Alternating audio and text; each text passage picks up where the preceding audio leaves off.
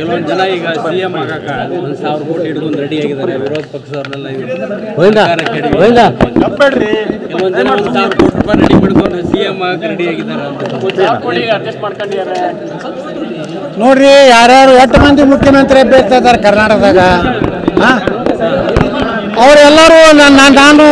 ಮುಖ್ಯಮಂತ್ರಿ ಆಗಬೇಕು ನೀನು ಮುಖ್ಯಮಂತ್ರಿ ಎಲ್ಲರೂ ಯಾರ್ಯಾರು ಎಲ್ಲ ಆರ್ಥಿಕವಾಗಿ ಗಟ್ಟಿದ್ದವ್ರೆ ಅದಾರ ನಾ MLA ಖರೀದಿ ಮಾಡ್ತೀನಿ ನಾ MLA ಖರೀದಿ ಮಾಡ್ತೀನಿ ಅಂತ ಆದ್ರೆ ಪಾಪ ಸಿದ್ದರಾಮಯ್ಯ ಯಾರು ಬ್ಯಾನ್ ಆಗ್ತಲ್ಲ ಅವ್ರು ಹಿಂದಿದ್ದವರು ಅವರು CM ಅಂತಾರೆ ಮುಂದೆ ಇಲ್ಲಿ ನಡೆದಿದ್ದೆ ಅದೇ ವ್ಯವಹಾರ ಕುದುರೆ ವ್ಯಾಪಾರನೇ ಏನು ಪ್ರಾರಂಭ ಆಗೈತೆ ಕಾಂಗ್ರೆಸ್ನಲ್ಲಿ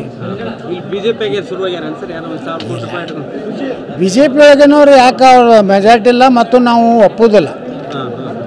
ಈ ಕುದುರೆ ವ್ಯಾಪಾರ ಬ್ಯಾಡ ಈ ಸಲ ಪೂರ್ಣ ಪ್ರಮಾಣದ ನಮ್ಮದೇ ಸರ್ಕಾರ ಬರ್ತದೆ ಈಗ ಏನೇ ತಪ್ಪು ಮಾಡ್ಯಾರ ಅವರು ಗ್ಯಾರಂಟಿಗಳು ಕೊಟ್ಟು ಕರ್ನಾಟಕ ದಿವಾಳಿ ಮಾಡಿದ್ದಾರೆ ಬೊಕ್ಕಸದಲ್ಲಿ ಹಣ ಇಲ್ಲ ಫೇಕಾಗಿ ನಮ್ಗೆ ಇದೇನು ಫ್ರೀ ಬಸ್ ಪಾಸ್ ಮಾಡಿದ್ರಿಂದ ಲಾಭ ಆಗೈತೆ ಅಂತ ಹೇಳ್ಕೊಂಡಾರ ರಾಮಲಿಂಗಾರೆಡ್ಡಿ ಅವರು ಆದರೆ ಅದರದ್ದೇ ಬೆಂಗಳೂರದ MD ಅವ್ರು ಹೇಳ್ತಾರೆ ಈ ಫ್ರೀ ಇದ್ರದಿಂದ ಜನ ಏನೋ ಹೆಚ್ಚು ಇದು ಆಗ್ತಾಯಿದೆ ಆದರೆ ಭಾಳ ಹೆವಿ ಲಾಸ್ ಆಗ್ತಾಯಿದೆ ಅಂತ ಅವರೇ ರಿಪೋರ್ಟ್ ಹಾಕ್ಯಾರ ಈ ರೀತಿ ದ್ವಂದ್ವ ನಿಲುವಿನಿಂದ ಏನಾಗಿದೆ ಅಂದರೆ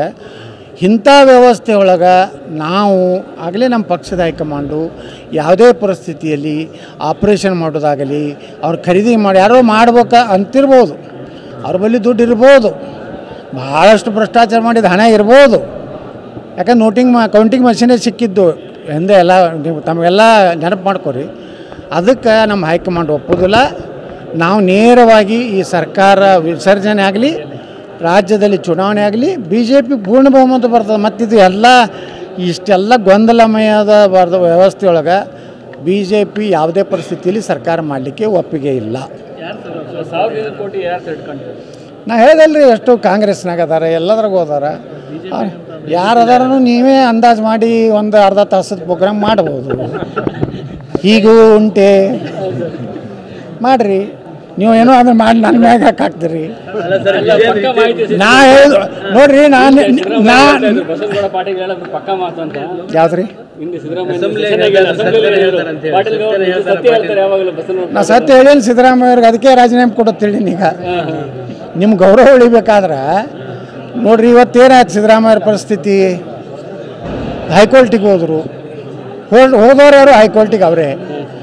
ಅದು ಹೋಗದೇ ಇದ್ರೂ ಇಟ್ಟೇ ಆಗ್ತಿತ್ತು ಪ್ರಾಸಿಕ್ಯೂಷನ್ ಆಗ್ತಿತ್ತು FIR ಆಗ್ತಿತ್ತು ಹಾಗೆ ಆಗ್ತಿತ್ತು ಮತ್ತು ಅದನ್ನು ತಾವೇ ತಮ್ಮ ತಲೆ ಮ್ಯಾಗ ಹಾಕೊಂಡ್ಬಿಟ್ರೆ ಕಲ್ಲು ಈ ರಾಜೀನಾಮೆ ಕೊಡೋದೇ ಒಳ್ಳೇದಲ್ರಿ ಅವರು ಹಿತದೃಷ್ಟಿಯಿಂದ ಯಾಕಂದ್ರೆ ಸಿದ್ದರಾಮಯ್ಯನವ್ರು ನಾನು ಒಳ್ಳೆ ಸಲಹೆನೇ ಕೊಡ್ಕೊತ ಬಂದೀನಿ ಅವ್ರು ನಮ್ಮ ಮಾತು ಕೇಳೋದಿಲ್ಲ ಅವ್ರು ಬೇರೆ ಬೇರೆ ಮಂದಿಗೆ ಮಾತು ಕೇಳ್ತಾರೆ ನೋಡು